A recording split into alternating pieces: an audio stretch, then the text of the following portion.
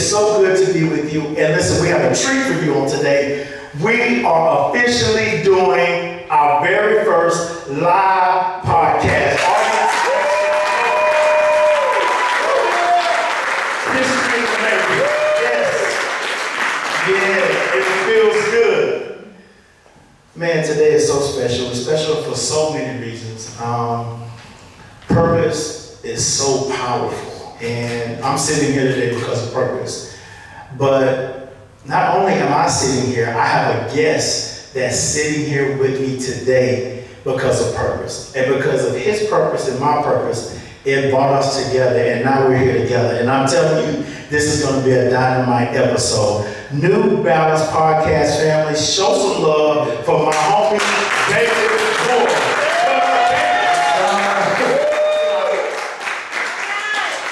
Yo, this is so good, bro. How you doing? I'm doing good. How about you? Man, it's good, man. It's all love. You know, we here. I got you down in my neck of the woods, right? Yeah. It's been good, and this is not a strange thing for us. We did this earlier, you know, it was virtually, and rightfully so, but it's so cool to be with you live, with people. How you feeling, man? Pretty good. This event was really good as well. Learned a lot. Learned a Very lot. motivated. Yeah, man. Yeah, man. Look, we get the privilege of putting the icing on the cake, right? Right. And anybody that follows the New Balance Podcast, this channel is all about you. I appreciate every subscriber. Anytime you reach out, you text, you DM, you send the messages, I want you to know that we hear from you and we take what you say very seriously. And so my promise to you is to always give you quality content. And I'm telling you, it doesn't get any better than the quality of Baby Boy. So tell us what's that. That's a good place to show love. You know, man, I had a chance to meet you earlier this year. And really, let's stop, because man, I'm all about respect. I'm showing you a lot of love. But truth be told, you're not even sitting here without your mama. Let's show some love for mama.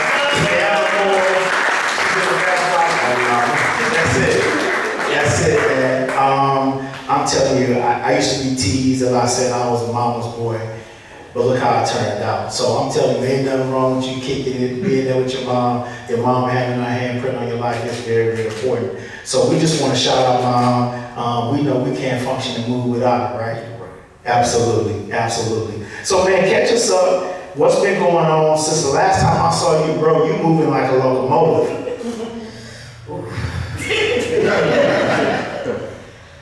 I know recently the last event I had was my own day, Houston Bailey Seymour Day. Absolutely. I had a bowling event. You could bring your own book up there. Absolutely.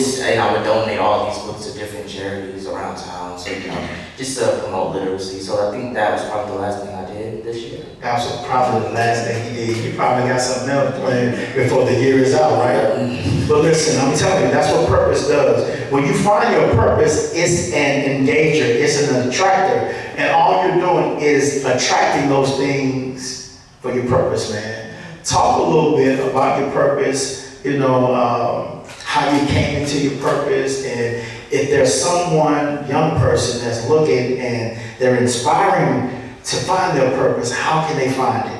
Give them some dimes, man. Drop some dimes on them. Well, I started off because a lot of people have helped me. My mom especially, I have a lot of mentors. Just everybody has supported me, just giving me a lot of lessons, a lot of knowledge. So that's kind of where I get my inspiration from, especially my grandfather. Yeah. Someone who got me into writing in the first place. And my books are based off of my life experiences as a child. And so I feel like my purpose is to not only promote literacy, which I'm probably going to speak on about later, but it's just to help the youth learn life lessons that isn't taught in school, that sometimes they just don't get because they don't have the people in their life to tell them. Yeah. See, when we talked about that, and I'm gonna come back to it because I think that was a connection, especially when we did the podcast. But I love all your books, but my favorite one is Jerry's Game. Right. And that's where you talk about all the people that help you. And for me, I didn't realize it when I was your age that I had a game too. Sometimes, man, truth be told, I understand with the youth today. I can I identify with them. I know what it's like to be dealing with all of the things you have in your life, in your home, and still have to come and go to school, function, act like everything's normal. Even though you may not have all the P's and the L's, it's a lot of pressure. But when I look back on my life, man, my game that God gave me, my family, that was my game. It was my family, right? Man, God knew exactly what I needed. And I know a lot of times we put it down and I wish this, but for me, when I look at it, I wouldn't go back, I wouldn't change that piece because it was the thing, it was the foundation of who I am today. So can you talk a little bit about your game? Yeah, I'm very thankful that I have my game. It's basically all my uncles, and I've met them just when I was a child. Like, I used to get in trouble and just be a troublemaker at school. What? Wait a minute. Hey, you get in trouble? Yeah. What? And so, I don't know if I should say this, but one time I had... It's too late, you're on the podcast. Say it. You gotta say it, man. Come on. One time I had gotten in Come on, help my numbers, baby. Help my numbers, man.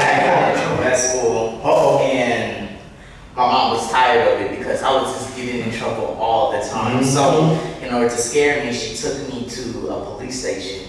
Oh. And I don't know if she already had contacted him or knew him, but she just asked the police officer to come to the front. And so she was like, bye, I'm leaving. She left out the door. The police officer took me to the back, showed me where all the prisoners are, put me in one of the little cells for like 5 minutes. And I was shook. I came back out crying. And I never got in trouble again. So Yo.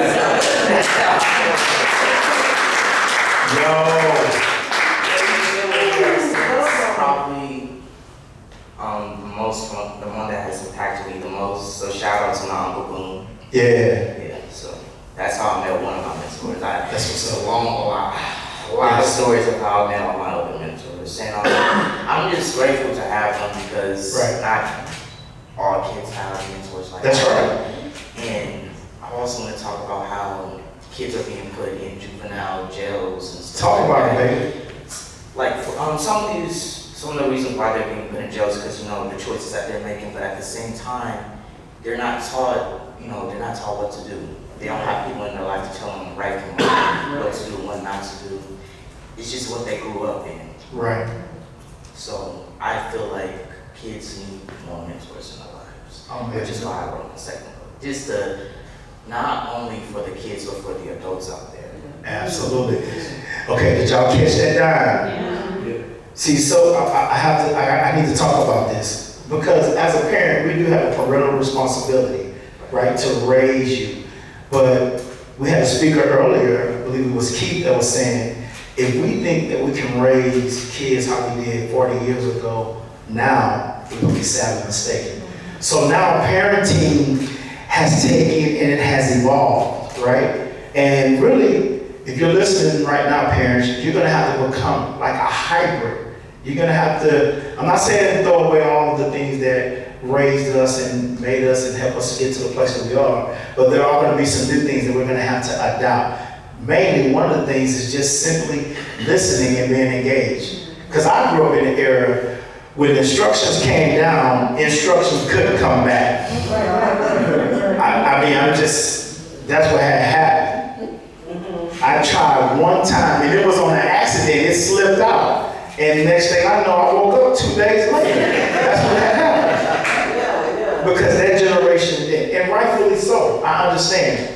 But in all seriousness, raising kids, first of all, it's a hard job.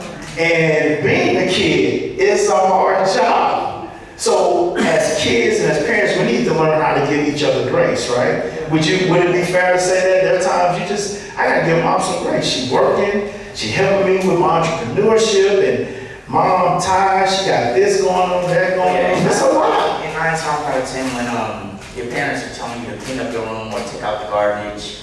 Wait a minute, you clean up your room? You take out the garbage? Oh, that's what I'm saying. Man, artists, we got the crowd. Good job, mom. For example, like how I have to handle my own business. My mom makes sure that I check my emails, that I go on Instagram, read all my messages, and that I respond. Even though it may get on my nerves all the time, because I'm just trying to chill. Hey man, did you say get on your nerves? Yes, wait, let me finish. Okay, I'm just all right. 9 grow up into a nice young man and Yeah. mama don't kill me. Yes. I say I'm understand.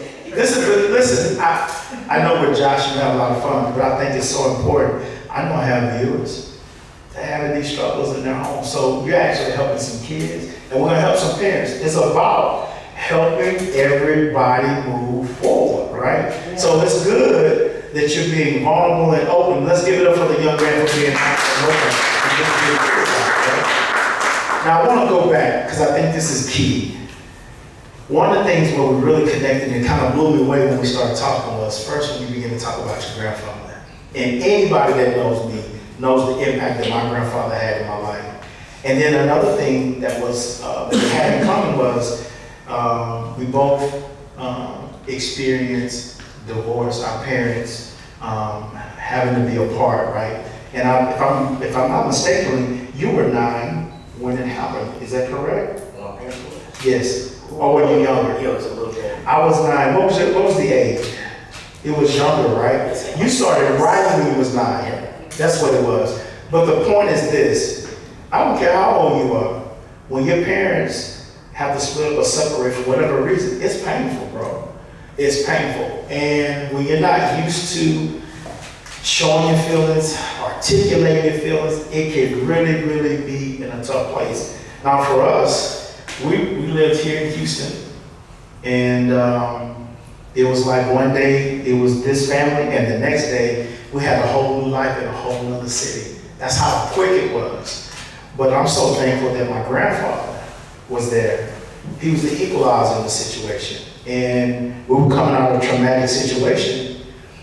He understood if he didn't step in and put his hands on me, that situation would have had a huge toll on me. So I'm so grateful for not just his presence, but how he just took me on, hands-on, every day, and just shaped, helped mold me. And because of it, I'm here on a podcast with you today. So I understand how important grandfathers are. So could you talk about your relationship with your grandfather? So all my family, they live in California. So it's not like I really knew them like that. Okay. I feel like the only reason why I even contacted my grandfather was because of the school project. You know, I thought that was a paper. Like when you send a letter to someone in a different state. Pen pals. Yeah. So I decided to pick my grandfather, and so we would just go back and forth. And even after the project was done, we would keep on just talking to each other. Mm-hmm. And he preferred. I didn't even know this. My mom had to tell me this, but he preferred to send me letters than just to call me because he felt like, with all these new cell phones and stuff coming up, iPads, kids don't know how to really write. Mm-hmm. And especially after my parents divorced, he was like, yeah, I definitely need to write because that would help me express my feelings. Let's see. Yeah, that was really how he impacted my life. I just had something on my mind, I forgot. That's good. You're on the New Balance podcast, bro. That's all right. We'll come back to it. So now your grandfather, y'all are writing. Yeah. So now, understanding that one day I'm gonna be a grandfather. No time soon, like kids, no time soon. But one day I'm gonna be a grandfather. I understand how he felt and what he wanted to get out of you by, instead of calling you, making you write. It's like it's therapy for you, even at that age. Now, obviously, you didn't realize it at the time. But the more you began to do it, the more you began to do it, the more you began to do it, all of these things began to happen, right? And for somebody watching, I want to say something to you. The thing that you'll end up doing, the thing, like you see him sitting here, it didn't come because he had just left Chuck E. Cheese and had a whole bunch of tokens and won a bunch of toys, like, oh, I'm gonna write books. It came out of traumatic experience. Many things are birthed out of traumatic experience. I watched my wife have our children, and I'm just thankful to be a guy. Just thankful to be a guy. It's traumatic. She was in labor with our son for 28 hours. She was in labor with it for 28 hours. Had it been me, I'd been like, kill me right now. Take my life. Make sure he live and kill me. What's my point? Out of that painful situation, I get these beautiful children, which are like they're just my everything. but the only way for them to get here was through that process. And so those who are watching, it doesn't matter if you're Bailey or if you're me, some of the painful things you're going through, there is victory in it. It's all how you look at it and all how you view it. Yeah.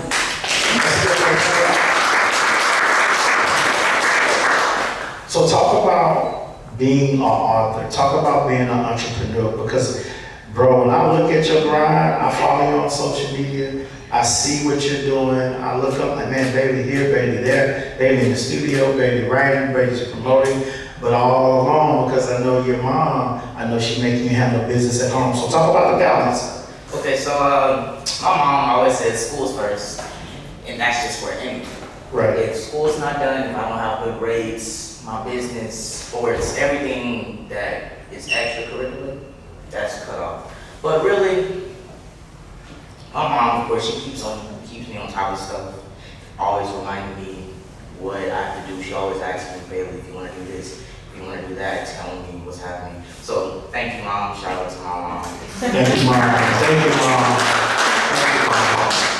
But yeah, I did not know how to start a business. Right. Also, shout out to my mom for that. She just helped me study on like what an entrepreneur is, how Right. to have my business, contacting people.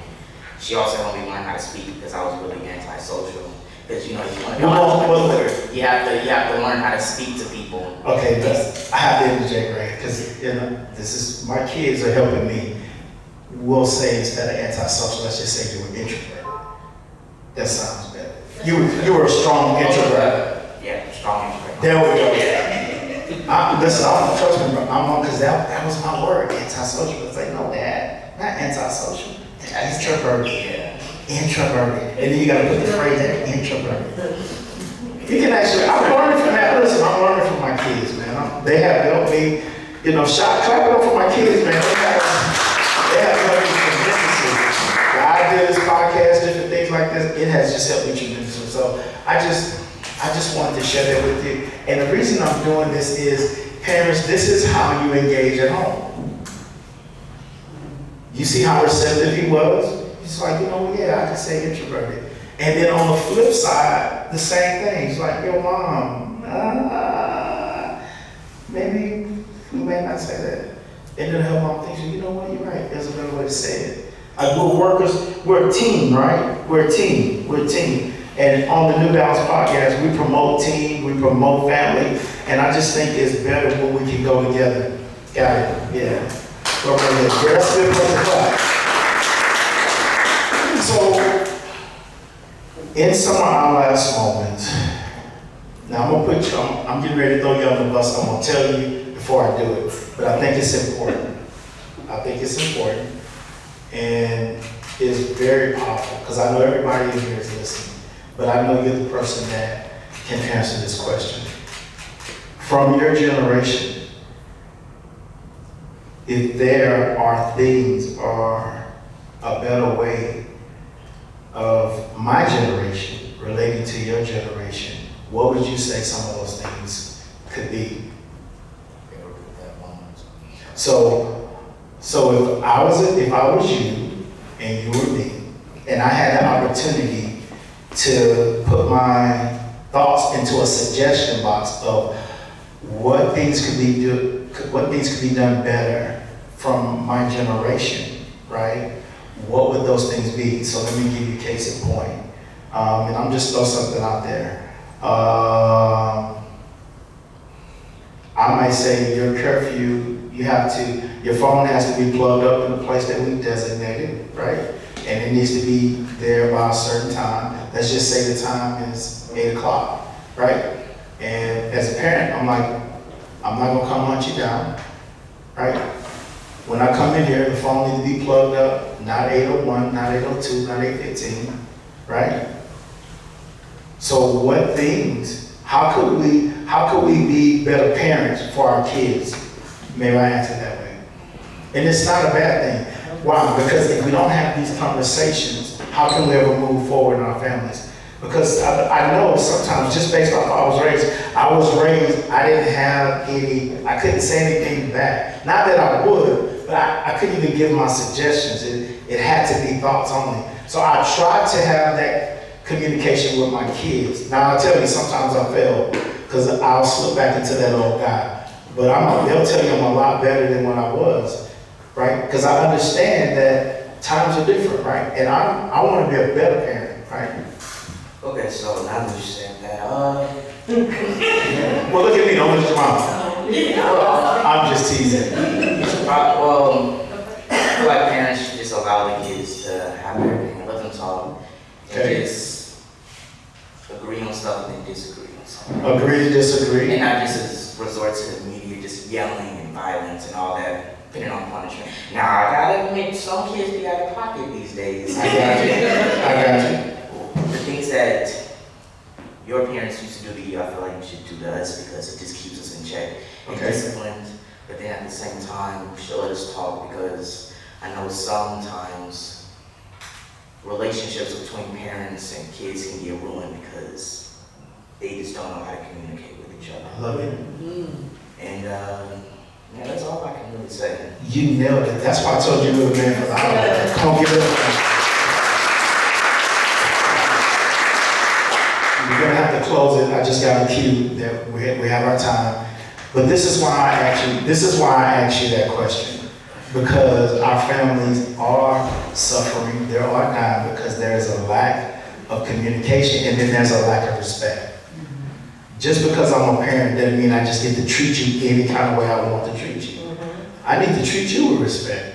I need to think about how you feel in context, because I don't care if you have a whole bunch of homework, you still washing these dishes at 11:30, don't matter, get the dishes washed. Yep, in context, right? But then there are times, well, you know what, he's had a long day at school, okay, I'm gonna give you some grace, right? I'm gonna give you some grace.